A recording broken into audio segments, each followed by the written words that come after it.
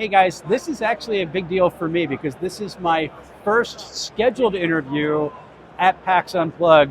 And it really was kind of fun that somebody actually was like, hey, do you want to talk? I was like, cool. So I'm here with Joe from Inkwell Designs. It's Inkwell Designs, Ideas, right? Actually, you went for the alliteration. Yeah, that's all right. Inkwell Ideas. Yep. But they do some really cool products that we'll talk about in a little bit. I got B-roll footage of it. But the one that I've always been interested in is this thing called Worldographer. So Worldographer is this really interesting piece of software. You want to describe it a little bit for folks? Yep. So map making software, it's been around actually for over 10 years, probably 15. It was originally Hexographer. Then we had Worldographer maybe 5 or 7 years after that. And then just now we're releasing Worldographer 2025, which is a big refresh update to it. But in short, it's a map making software that allows you to create world kingdom maps or city village maps or battle maps and dungeons. And what differentiates Worldographer from other map-making software, to the best of my knowledge, is it's got a lot of built-in generators that kind of get you started from the get-go. So for like a world, you can specify how much land you want and how much vegetation, some other properties, and boom, it will create that for you. And then it's all fully editable. Same thing for your city village maps, where you can say how large you want it to be, how many people do you want it to be, do you want a coastline, stuff like that, and boom, it puts that on there, and then you're able to go and kind of massage it and get it to be exactly what you want. Or in all these cases, as well as with Dungeon Battle Map, same sort of thing, you can hand place everything if you prefer, and then you can tweak it all from there. That's awesome. Yeah. And it's the really cool thing about it is you literally can do world map and then dive all the way in from there. Yeah, you can even make a notes on your world map. In fact, what's on here right now, you probably don't see it in the video, but right now there's little rectangles or squares rather in a lot of the cities and so forth. And that's just telling you that there's a note there. If you have notes turned on, you would see that. And in the notes, you can tie a file link. Right. And so then you can set it up so that it will launch Worldographer's map, or even just an image of a particular city that's on the world map, for example, and kind of dive in. Right.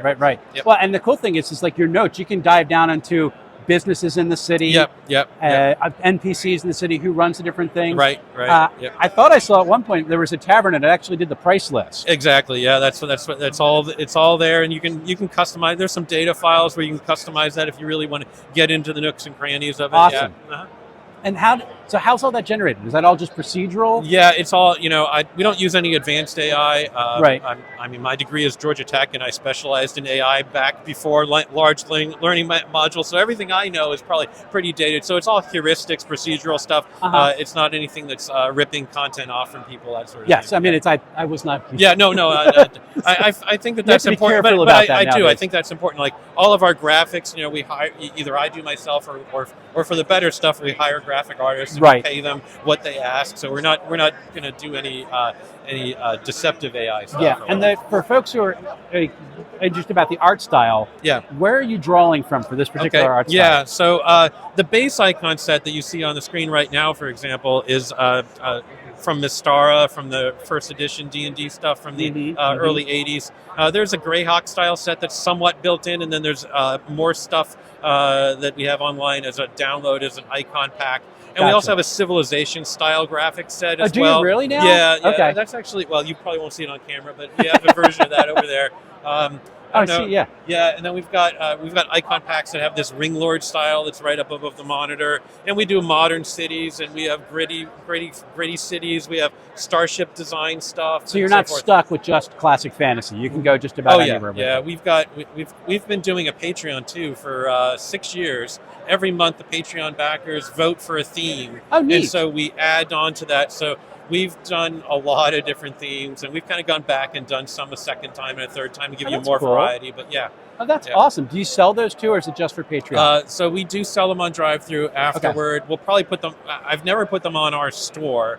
That's one of those things. So you go through drive-thru and not on your store. Just for the icon packs. Okay. Yeah, I probably should put more of the icon. I only have a few. I have a few of the additional icon packs on the store, but not many. I probably should go back and do that on our store. It might be nice to have it in a space where you control it. It is, but it's also it's a lot of work. This will get into the nitty-gritty, but in short, it's kind of like, do we want to get the exposure of being on a storefront that people are coming to for other products as well? So there's a trade-off there. Yeah. Yep. And so, like the icon packs, you change the whole theme to I'm suddenly on Mars, like that sort of thing, or is it not quite that? Yeah, Free no, text. I mean maybe not as specific as Mars, but there is a kind of a moon-based kind of thing Oh, that you cool. could do for Mars. So there's a few different science fiction packs, Okay. and one of those is like a utopian future, which is kind of Star Trekky, versus a gritty future, which is more cyberpunky. Gotcha. So we got that kind of stuff. Oh, absolutely cool. So as you're going through and making this, you have the procedural come out, and then you can move it.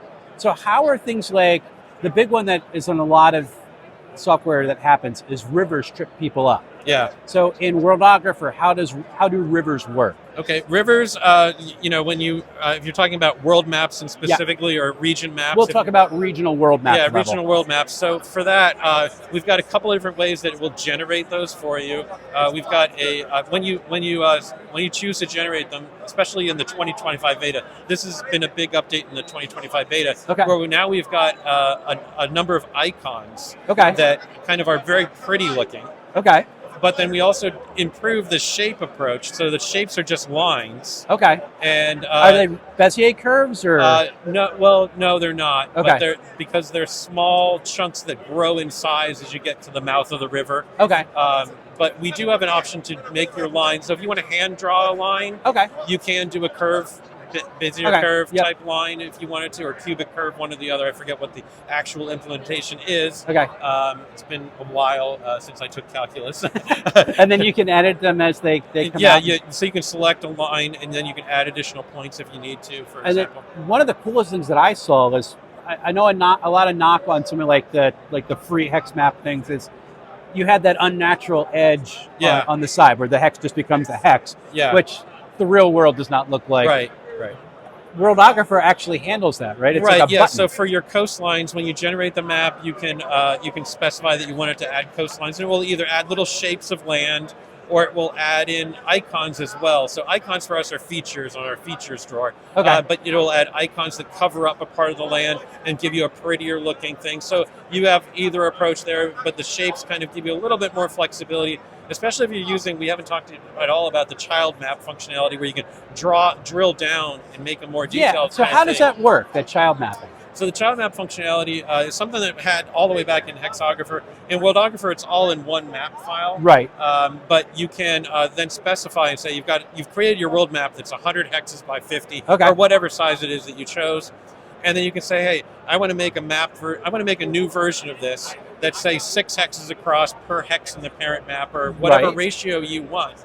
And it will create that next level map as a continent level. For if you start out with world, Okay. it'll make a continent version, Okay. and then it will make a kingdom version from there if you wanted to, and then finally a province version. So we go 4 levels if you want to. That's awesome. And so the shapes work better for that functionality because they're just points, and we can kind of multiply the points and everything. Whereas with icons, we don't have a way to kind of multiply the icons out properly, so it doesn't really work very well for that. So can you drill down further and then into city then? Can you go right from the map and double click and get your city open? So right now you can pull up, like on the region map or world map, you can click on the notes for a particular city. Okay, and and then it in loads. there you can click the link. If you set it up to have There you go. a map, you can do that. Very good.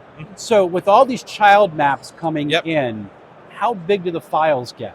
Yeah, they can get pretty big, especially Worldographer started when we added that functionality over 5 years ago. I think maybe 7 years ago is when we released it. And especially back then with the computers and the memory that was available, we did have people saying, hey, my map won't load and I'm like, well, okay, we have to delete out one of the layers for you because you just went too big. Now You have 4 gigs of memory and you have an 8 gig map you're trying to open up. Yeah, okay. Exactly. Because for speed of redrawing the map and everything, we keep it all in memory. Oh, really? Yeah. Okay. But nowadays, people have I have a 32 gigabyte laptop that's 2 years old by itself. So Yeah. I mean, it's not as much of a problem. You can kill we give you the gun, so you can shoot yourself. Okay. But for the most part, underestimate users. We will do it. Yes, I get one message like that every couple of months now, whereas before I'd get one a week. So yeah. All right. And the program runs on what platforms? Okay, so we write it in Java still. Write once, run anywhere. Right. Well, write once, debug everywhere is a little bit more. Is the more accurate joke on that. But so we have a Windows native build where we basically bundle in a little bit of the Java and into an installer that is runs on Windows by default, where you don't need to do any additional configuration. Same thing for Mac. Same thing for Linux, for the Debian. We'll look at putting out some other platforms as people ask for it. But you actually run on Linux. We actually do run on Linux, and we have the jar file, which is a fat jar kind of thing, where if you install Java with the version that we're using, with Java FX, which is the UI library that we're using, if you do, currently it's 21. If you install 21 of those, you can grab the fat jar and you can run it on any platform that runs Java FX 21. That's awesome. So yeah, there's that too. Very, very good. All right, so we've talked Worldographer. Yep. Because I love map making and stuff is something that I just absolutely love. And we've talked about that in the past. What are some of the other cool products that you have? So if you want to grab that binder from me, since you're over on that side. Which one am I grabbing? That binder right there. Oh, I'll go. Yep. I am grabbing a binder. Thank you. So we've got a preview of something that's coming out next month. This is Hexploration Decks, and we've got a bunch of really, really cool artwork, I thought, done by the Forge Studios. And on the back of most of the cards... He was trying to follow me. Now I got something. Okay. So go. Actually, we're going to do the back of those cards. So on the back of most of those cards, you can't read it, but just showing you the idea. Can I zoom in a little bit? Oh, yeah, sure. Putting your product on a video can be a little So they give you a list of randomizers to kind of randomize a unique, interesting city location or monument that you might find in the wilderness or things like that. But this is all about stalking a hex crawl or a fantasy sandbox. But I think of it as player-driven campaigns where you're going to kind of use a few of these cards to kind of detail out. What do you want? Go ahead. There you go. There you go. I want to show this off too. Yeah, so you can develop your campaign, and you place a few of these in different locations in your starting location, your starting campaign area. Develop a few rumors for them and feed those to your players. We include a few cards towards the back, giving you some guidance, some rules if you want to use them, some very simplified things. But for me, I like things simple, because if I get a huge book of hex crawl rules or something that's 150 pages, it's overwhelming.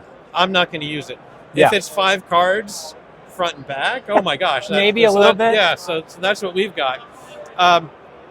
And so you can develop your campaign with that, feed them the rumors, and then see where they go. And that's what a hex crawl really is. We give you some rules about foraging and for exploring and getting lost and stuff like that. Really but you can cool use stuff. your own rules for those things if you prefer. Yeah. And that's something that we're going to be putting on BackerKit crowdfunding in January. Okay, so it's coming out now? It's coming out soon. I mean, there's a sign up next year. Yeah, next year. There's a sign up for to be notified when it launches. Okay, cool. And where they can find it out in Inkwell Ideas? They can find that one out. Yeah, Inkwell Ideas, Hexploration Decks, BackerKit coming soon. Yeah. Very, very cool.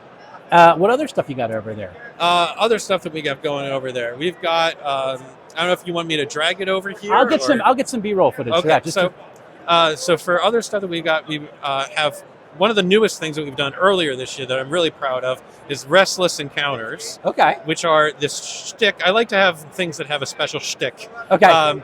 And this is, hey, you're running your campaign, your players are resting, and you want to have a random encounter that happens at that time. They set up camp, and you roll a random encounter. A lot of times the GM, just at best, they have a chart that's like a D4 goblins come by. Yeah, exactly. So this gives you one encounter idea per card, where you get 150 words describing what the encounter is, plus artwork on the other side that's the person that might show up or the foe they might see, or whatever the case might be.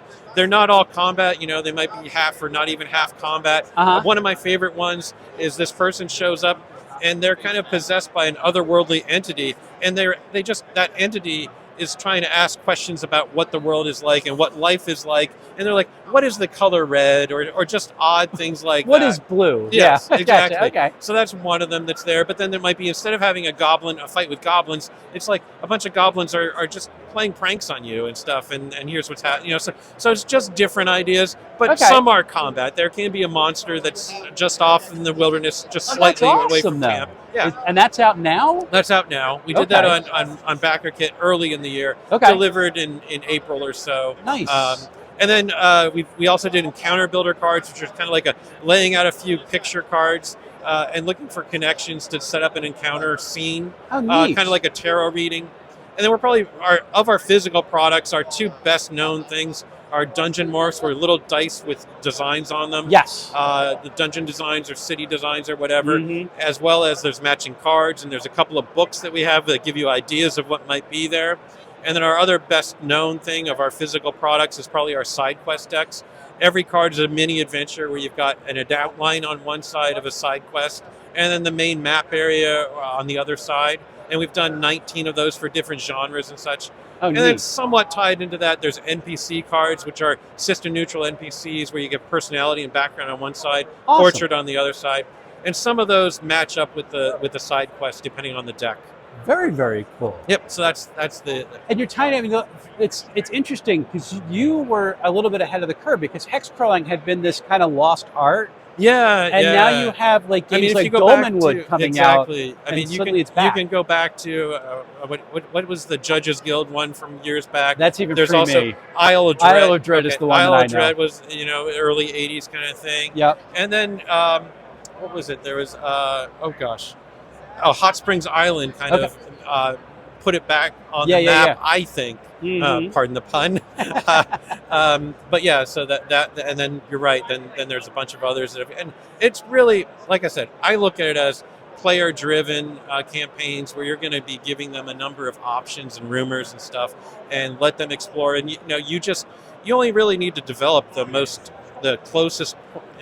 important and the closest locations. Yep. And then you're asking the players, well, where do you want to go next? Next session, so you know what to prep. You don't have to prep, 80 different locations beforehand. So yeah, that's awesome. I'm really, really happy to be able to talk with you. Yeah. Thank you so much for being on. And Inkwell Ideas, I can't believe I got the name wrong when I started. No, that's all right. Inkwell Ideas, really, really cool stuff. I love the software, but the physical products like the dungeon morphs and all the cards that they have out, really, really helpful for developing games. So if you're interested in that and you want to start doing a little bit more exploration in your TTRPGs, you're not just limited to just Dungeons and Dragons, any TTRPG, this is some really good product to check out. Thank you so much. Awesome. We'll do the exactly. elbow bump, Yep. and we'll talk to you again later. But thank you so much. All right, thank you.